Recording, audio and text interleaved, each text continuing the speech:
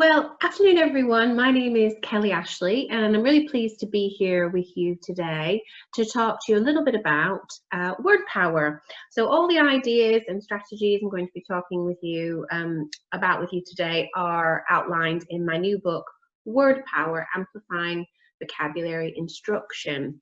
So in this video, we're going to talk about some strategies for amplifying vocabulary instruction in a reception classroom. Vocabulary instruction using the word power approach is contextual. So that means that we want to teach children new words in a specific context, not just teaching words in context, but also giving them a real clear purpose for what they're going to do with those words after they've learned them, whether the purpose is for reading, writing, speaking, or listening. So the book I've chosen today as our context is one that will be very familiar to reception teachers, Dear Zoo by Robert Campbell. And you can see in the back here, I've actually selected 10 words. Some of the words are directly from this book, and some of the words are just in the context of this text to help us to gain a better understanding. In the word power approach, I call these 10 words a week the weekly top 10. And the idea is that through direct instruction of roughly 10 words per week, we're achieving that weekly word goal, which leads then to the yearly word goal of how many words we need to be instructing to close the word gap. And according to research, that number every year is 400 words. So that's a lot to think about in terms of how many words we need to be instructing. So for the video, I cannot actually read you the book for copyright purposes. So for those of you who haven't read or seen the book, it's a lovely book about a child who writes to the zoo to send him a pet. And every time he gets a pet sent back from the zoo, there's something wrong with it. So you can see from our words of the week, sometimes the animals are too fierce, too scary, perhaps too jumpy, too grumpy, too naughty, and too perfect. That's right at the end, that's in the culmination. So we're going to explore how would we go about instructing this vocabulary. So in the word power approach, I call it powering up. How are we going to power up this word knowledge for children? You can see also on the wall, I have a series of magnifying glasses, and this suite of resources is available for use for teachers to model strategies in the classroom as visual reminders, and also you have them in smaller versions which can be made into key rings, where each specific magnifying glass reminds children what the strategies are that they can do to help them to power up words. So I'm going to be using and modeling some of these strategies in the video today. Okay, so the first thing we want to do when we're instructing new vocabulary is we want to unlock the knowledge that's already there. For those of you familiar with Dear Zoo, you'll know that this is a patterned text. There is a specific pattern to the text. I wrote to the zoo to send me a pet. They sent me a whatever. It was to blank. So they sent me a blank and it was to. So they sent me a blank and it was to. And it follows this pattern. So unlocking that prior knowledge and understanding with children is really key. So one of the things we could do for this book is, what other books do we know that have a particular pattern? So for instance, do we know 10 Little Dinosaurs? The pattern in this text is counting down from 10 to 1, and there's lots of exciting. Or you might also know 10 Little Pirates, another great book for reception in Key Stage 1. Of course, the brilliant Going on a Bear Hunt by Michael Rosen and Helen Oxtoby. We're going on a bear hunt. We're going to catch a big one. What a beautiful day. Or Here's a Little Baby, 1, 2, 3. Another lovely bit of pattern. And just in terms of rhythm and rhyme, Animal Boogie is another great one, pattern text. So can we unlock children's understanding of these pattern texts which feature prominently in early years in Key Stage 1 book selections? That's one way we could unlock, but we could also, as this is a book about animals, we could unlock Do you know any other books that feature animals?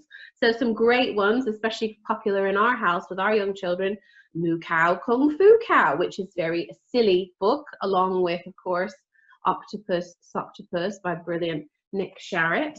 Or they might know some others, Greedy Zebra, or Cockatoos.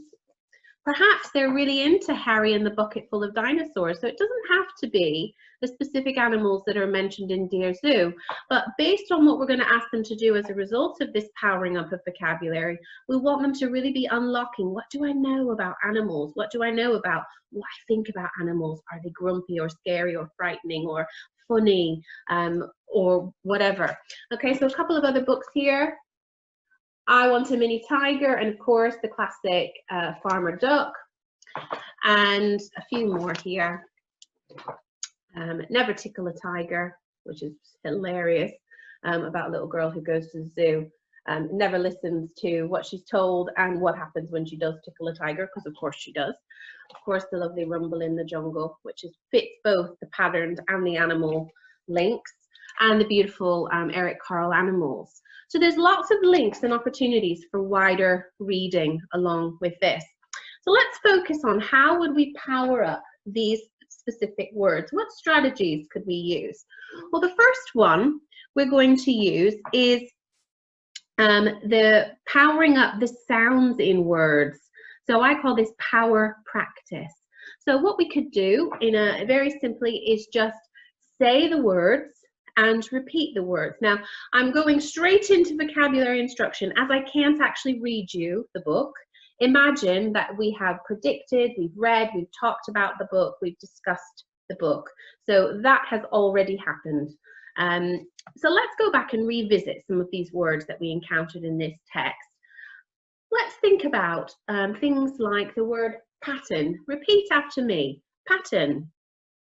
Pattern. Pattern. Pattern. Okay, we might want to clap the syllables, which is great for these descriptive words down here. So fierce, how many syllables can we hear? One. Let's clap the syllable, fierce. Scary, how many can we hear? Scary. Repeat after me, clap the syllables, scary. Let's try it with jumpy and grumpy and naughty.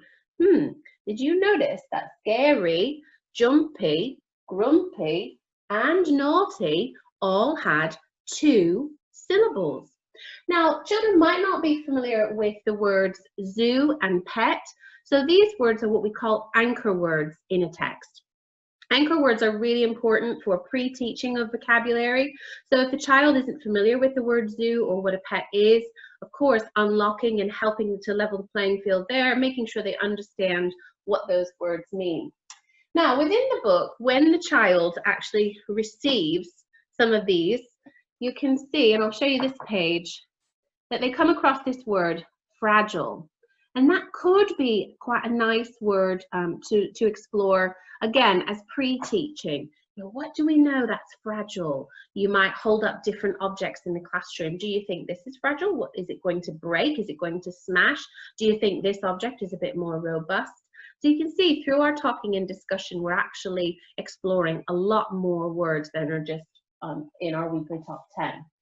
Okay, so that was the first one. You would power up the sounds in the words. Say the words, repeat the sounds, segment the sounds, both individual sounds and syllables. The second one that we might want to look at is Spelling Spy. And Spelling Spy is really keen on looking for patterns in words. And you can see there we've got our glasses to remind us. So in the Spelling Spy's domain, in powering up spelling, we might look at the words scary, jumpy, grumpy, and naughty. And did you notice how they all end in the letter Y? And the sound, if we're going back to the sounds in words, is the E sound. Can you think of any other words that end in the letter Y? Happy, angry, any other descriptive words? Okay. The third thing that we can do is to help children to make a personal link. So can you see there? Make a personal link, and you've got the 2 people there. It's really important that children make connections between themselves and a text when they're learning new words. So for instance, how would you feel if you received in the post an elephant? Or how would you feel if you received a giraffe in the post? How would you feel if you received a lion? How would you describe it? The author describes the lion as fierce. How would you describe a lion if you were going to describe the lion? Or the camel? Have you ever met a camel? Do you know anything about a camel? In the book, it describes the camel as very grumpy. And if you know anything about camels, you know that they spit. But what else could you describe the camel as? And developing all of that thinking, we could then move their thinking beyond the text, and bringing back a text like this could be a really great opportunity, or perhaps Rumble in the Jungle as a linked text. Let's think about some other animals. So we have kind of the core animals in this text, the elephant, the giraffe, etc. But let's think about some other animals. I know in Rumble in the Jungle, can't say that, Rumble in the Jungle, we have hippopotamus and zebra and chimpanzees. So if you got those in the post, how could we describe them? And all of this, what we're doing, we're powering up this language. We're teaching them about the sounds. We're making sound and visual connections. We're also powering up the meaning, but the purpose is we're going to lead them to creating something and using those words for a purpose. So in this particular instance, let's see if we can write our own version of Dear Zoo. I wrote to the zoo to send me a pet. They sent me a, let's see, chimpanzee. He was too cheeky, so I sent him back. So all of this language that we've been powering up, it helps them to make those strong connections, and it's language building with a purpose.